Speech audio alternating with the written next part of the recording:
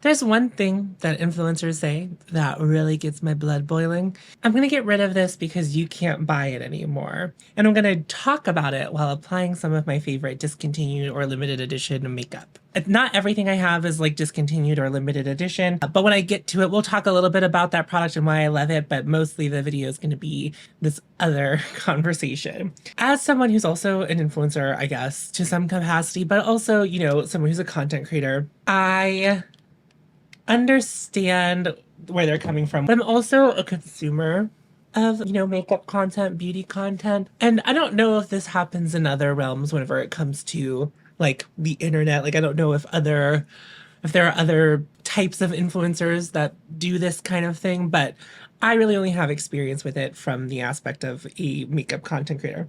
I know that what I do here is to be a little bit more conscious about the makeup that I'm buying. And like my whole goal here is to help you and help myself a little bit, being just to be more discerning and not buy everything. And whenever I watch an influencer and they say they're like doing a declutter or they're talking about a piece of makeup that they really like, and they're like, well, I just have to declutter this because I know that you can't buy it anymore. Okay, what does that have to do with me? Especially whenever the creator or the you know, the makeup lover, whenever they like have talked about that product ad nauseum, how much they love it, and then they're just decluttering it and just because you can't buy it, it feels really disingenuous for me. Yeah, it just does. Well, you really loved it and you don't want to keep it. And I also understand that like these people have a lot of makeup coming in, but if I bought that piece of makeup on their recommendation, I kind of feel a little bit like a fool,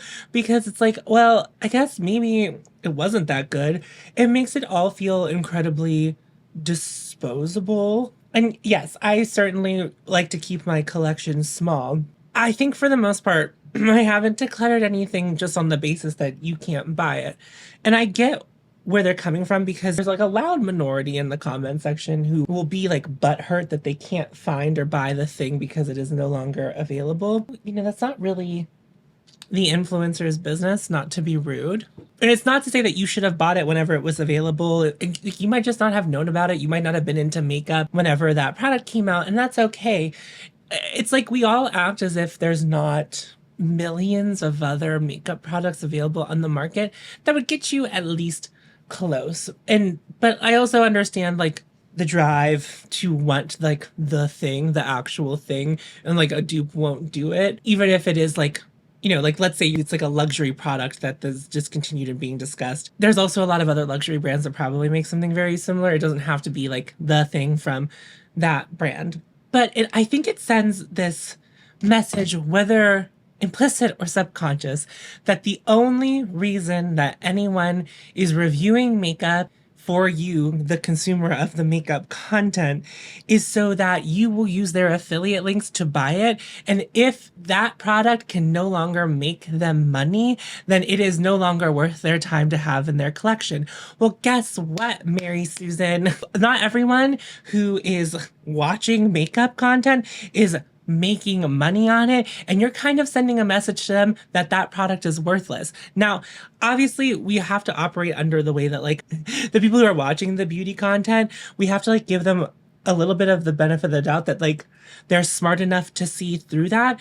Even like outside of the realm of this very specific topic that we're talking about, I have seen people who are fans of creators just be sad that their favorite content creator just doesn't like something that they really like in the makeup industry. But that's okay, because we can all have different opinions. So what might seem like a very mindless thing to someone who is like decluttering something because you can't buy it anymore, you, the person watching their video, can't buy it anymore, it like, I feel like it leaves a little bit more of an impact than we give it credit for. I don't know, maybe you guys feel some differently about that, but like for me, that's how it feels. It feels like this word product isn't worth money to me because it's not making me any money anymore, and I'm gonna get rid of it. The other thing about it is just like, to me as a content creator, it like I said earlier, like it makes me feel like a bit of a fool that if I like bought it on your recommendation, that the product was so disposable to begin with, where it's like not even that good. As a content creator, I know how frustrating it can be to give disclaimers over and over and over again,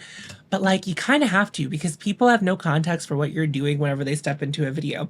Yes, the people who watch you in every single video kind of get your vibe and know what you're doing, but there are always new eyes that are going to fall on you that like don't really understand what you're doing. So like if you say that, but for the most part you're like some kind of like conscious consumerist, kind of content creator, it's like they don't have the context for that and they're just like that person just like got rid of that and for no good reason. You talk so great about this product. It was your favorite product last year and now it's just so disposable to you. It does make it feel as that thing's less special and that you've moved on to something else. And maybe the people who have been using that product religiously and like wanted to use it up, like maybe a concealer gets discontinued and like so someone's like, this was my favorite concealer, but I moved on to this concealer. It's my new favorite concealer and I'm getting rid of this one because you guys can't buy it anymore.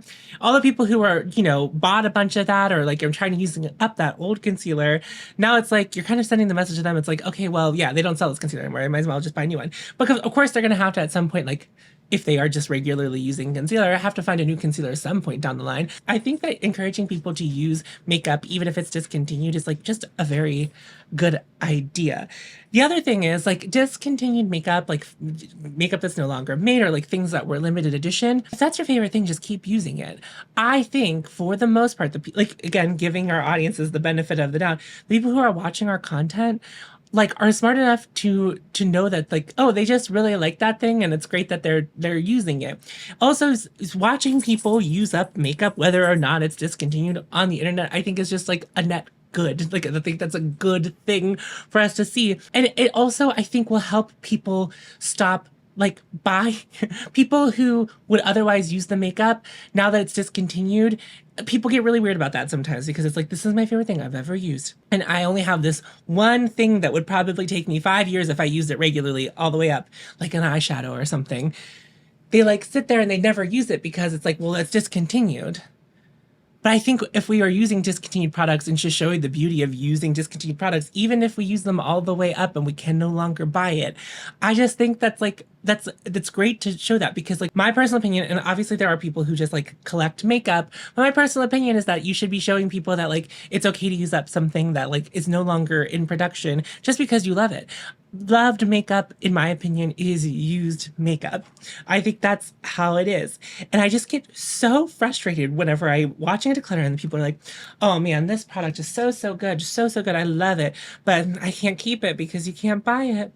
It just feels so hollow to me. Kind of coming from at a creator perspective a little more specifically, it's like sometimes commenters can really get under your skin and just be like, well, I can't buy that anymore, so why are you talking about it? Listen, if you're watching makeup content, there is a certain amount of suspension of disbelief that you have to do, especially if you're watching content creators who get PR or like have enough of a following and the means to like buy makeup at a rate at which like a normal person wouldn't. The way that they are approaching makeup is never going to be the same way that you're approaching makeup, right? Like I have to declutter makeup all of the time because I'm getting a lot of makeup in and like I'm testing a lot of makeup, but I don't ever want to like hold on to makeup that I'm not going to use. I don't really use makeup for a point of reference thing, like sometimes I'll swatch things next to each other, but like I'm not in the habit of like building a makeup collection in order to like later down the line be like, it's really close to this thing if you liked it. You, as a person who probably isn't accumulating makeup as fast as I accumulate makeup,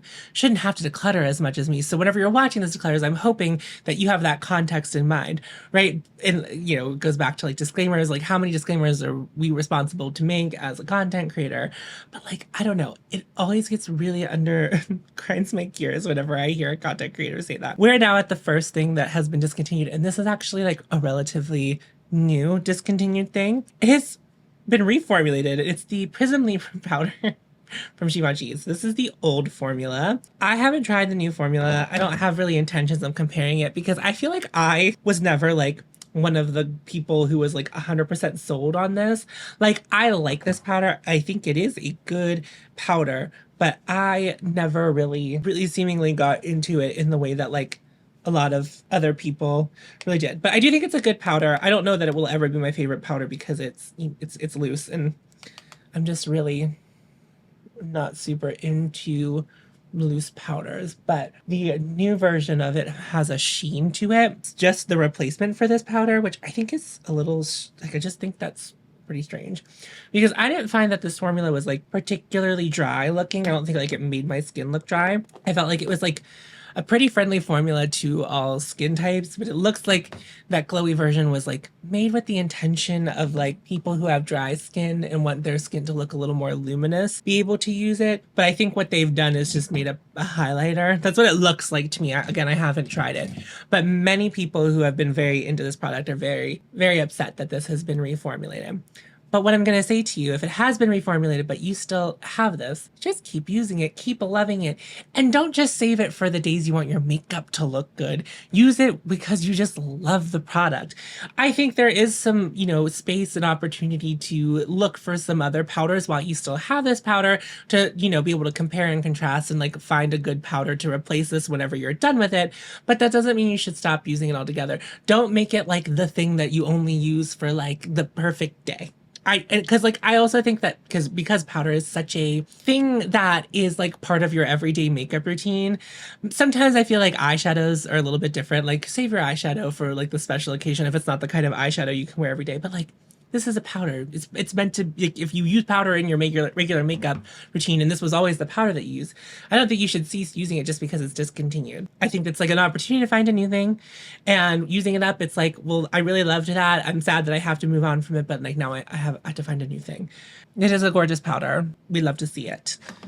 And then I'm going to finish with this. I am curious if people who watch a lot of beauty content, does that ever rub you the wrong way when people are like, I don't want to use a discontinued product? It's always that reason. It's never like, it's that reason specifically that gets under my gears. If they don't like a product that is discontinued and they had it in their collection, then get rid of it. But I just think it's a product that that person was using all the time up until that point, and then it was discontinued, and they're like, oh, well, blah, blah, blah.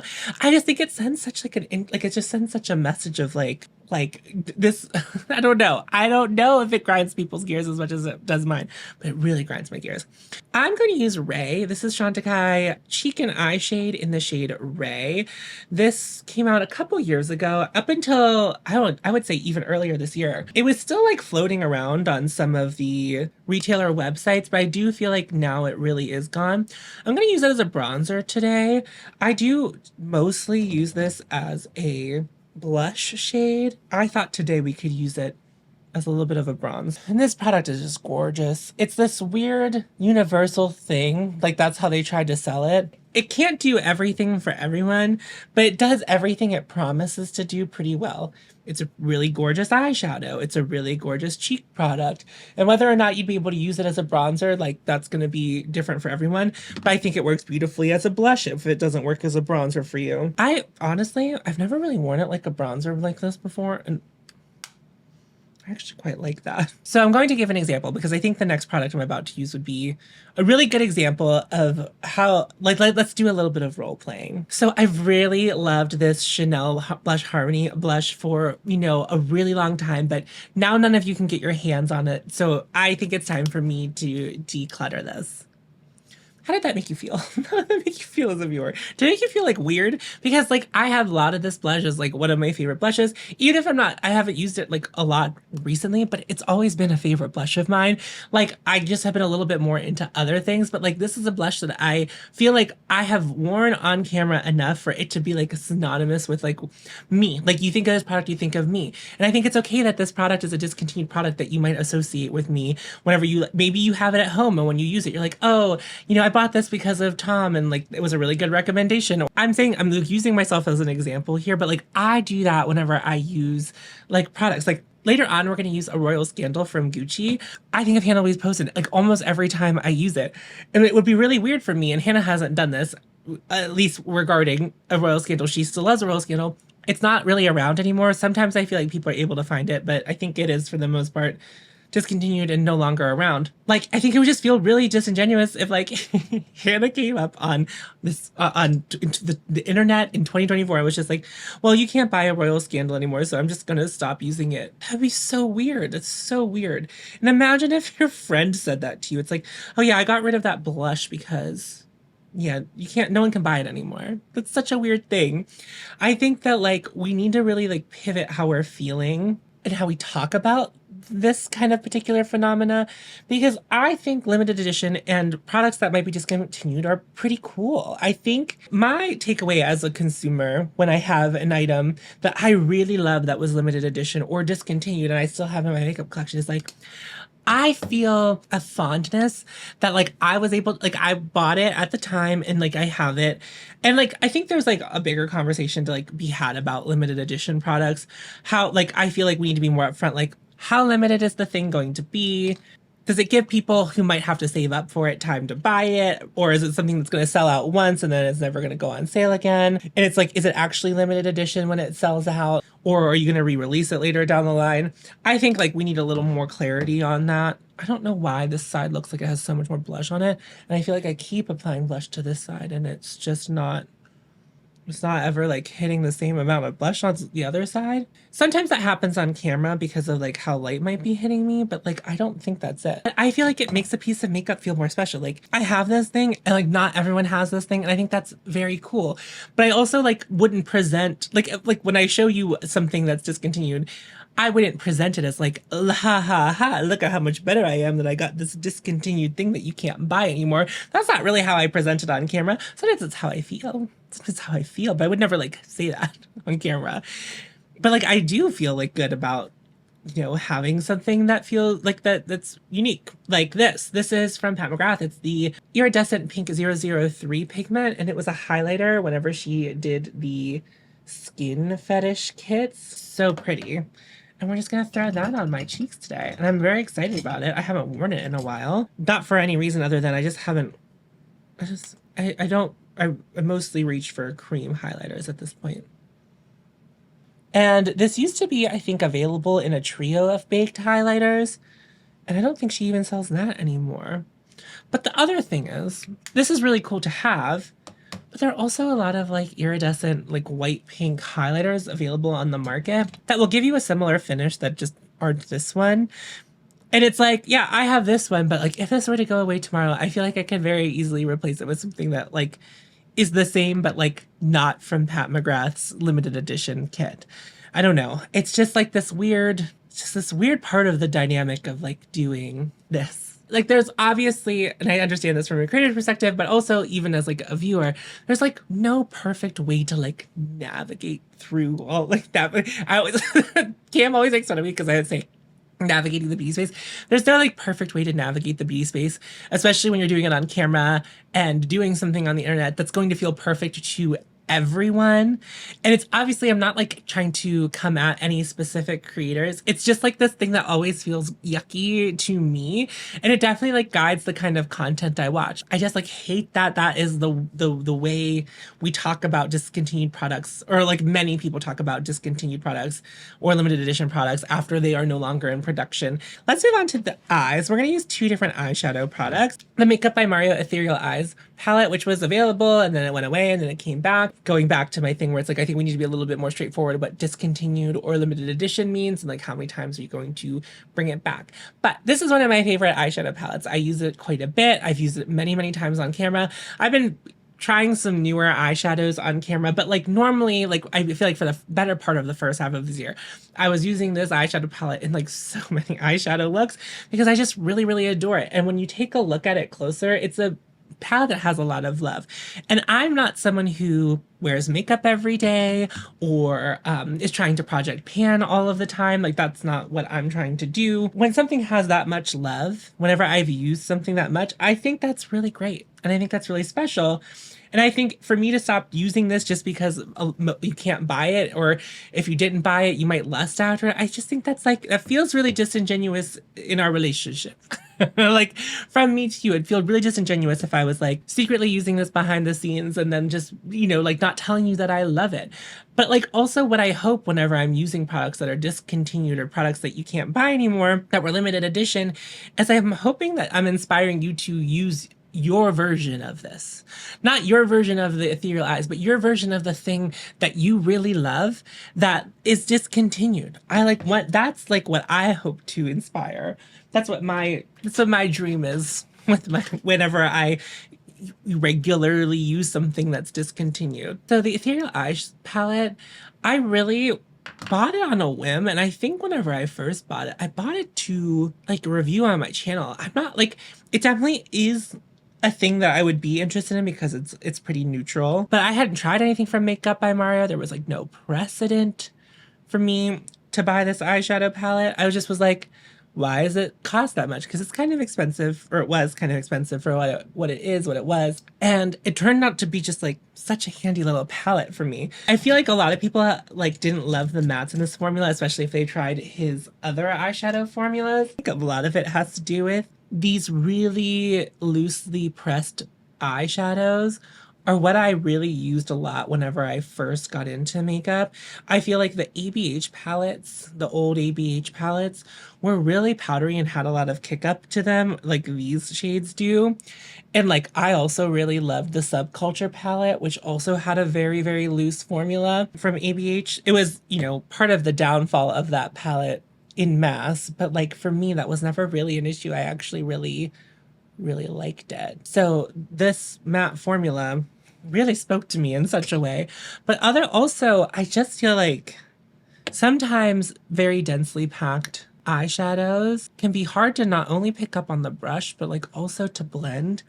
And I always feel like with this eyeshadow palette, I've gotten such good blends out of it. And that's why I like to keep it around. For me, it's an eyeshadow palette that's really, really reliable, and I never feel like I'm getting into trouble by using any of the shades in it, because there are definitely like some eyeshadow palettes I've used in the past where like not every shade was super reliable, and then I would like forget about that shade not being super reliable, and then I would use the palette and then I would use that shade and I would get myself into trouble.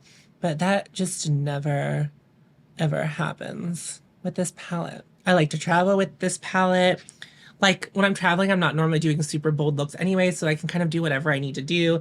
I can do something for the daytime, I can do something for the evening with it. It just really serves a myriad of purposes.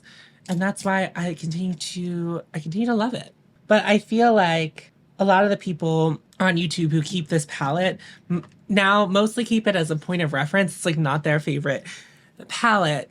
Do you know, that also was a little bit weird, but I don't know that I have like further thoughts on that. This is kind of an indirect response to my last video. What's funny to me or interesting to me is like, I did that video for myself.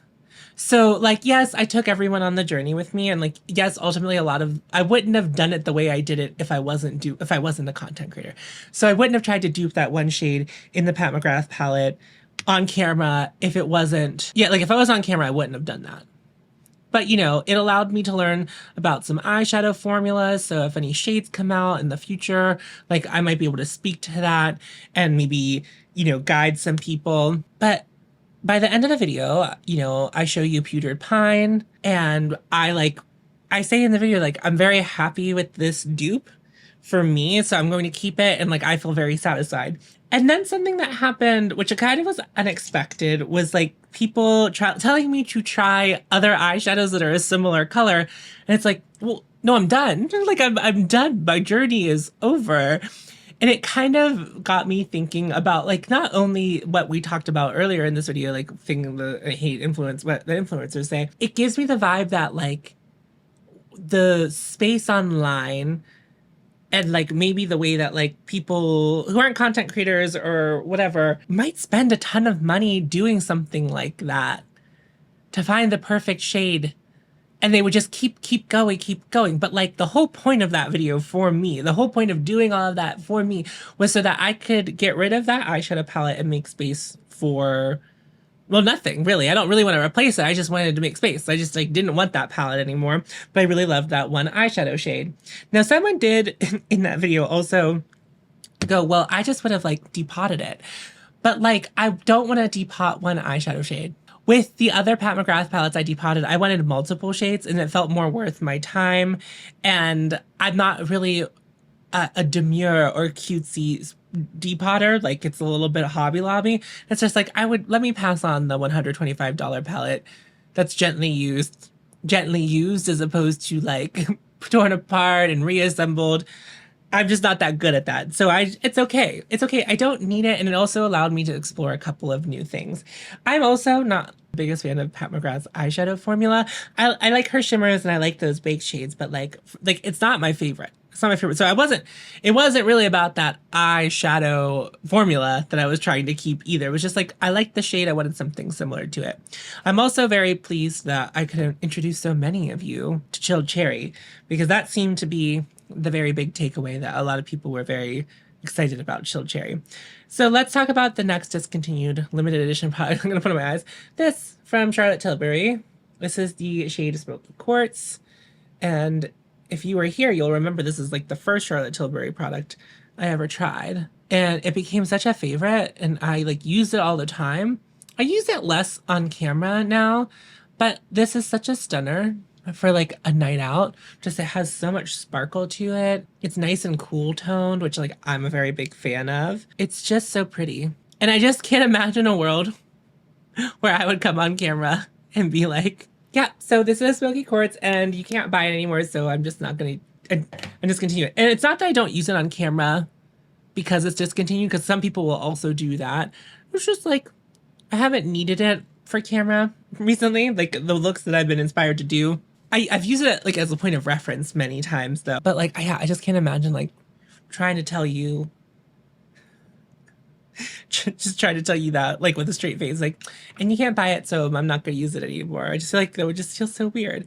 Okay, I'm going to apply a little bit of mascara and then we'll talk about the last thing. Finish off with a Royal Scandal, a beautiful Gucci lipstick shade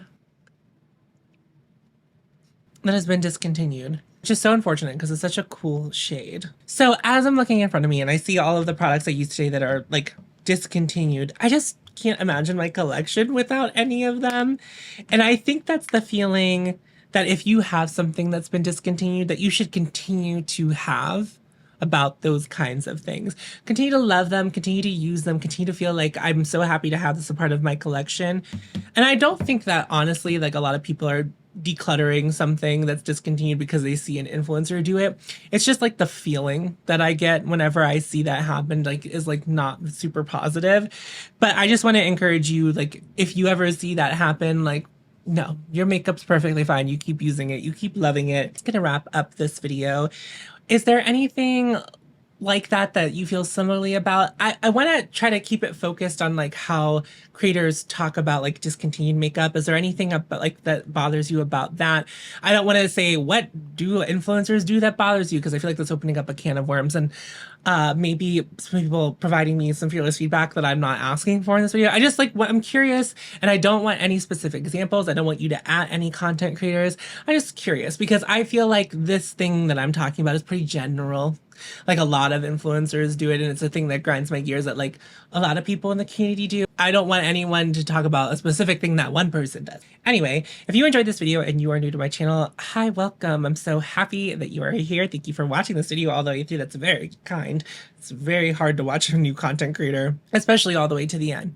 But my vibe here is I try to encourage myself and to encourage you to love your makeup collection as it currently is. And when we're making the decision to buy something new in the makeup world, just to be as discerning as we can be, maybe take a step back. Do we already have something in our makeup collection that we could use instead of buying a new thing that will probably do, if not the exact same thing, something very, very close? So that's what I do here. If you want to be a part of it, I would love to have you subscribe. Make sure you like my video. I'm on Patreon and I have channel memberships. You can find those linked down below. I do some additional content over there every month. If you're into that sort of thing, there's no pressure to join my Patreon or my channel memberships. It's just a different way to support me, not necessarily a better way to support me. In the pinned comment down below, you will find a link to help a family in Gaza. If you have the means to do that, I would really appreciate it if you did. My podcast, Recollect, which is a music nostalgia podcast, is also linked down below. We have our YouTube set up. Some video content is starting to get posted. So please go check us out over there. That's with my best friend and roommate, Tiff. We would love to have you over there. And then that's going to wrap up the video. Thank you so much for watching. Remember to follow your hope, and you'll find me, and I'll see you in a video very soon. Go forth, tits out.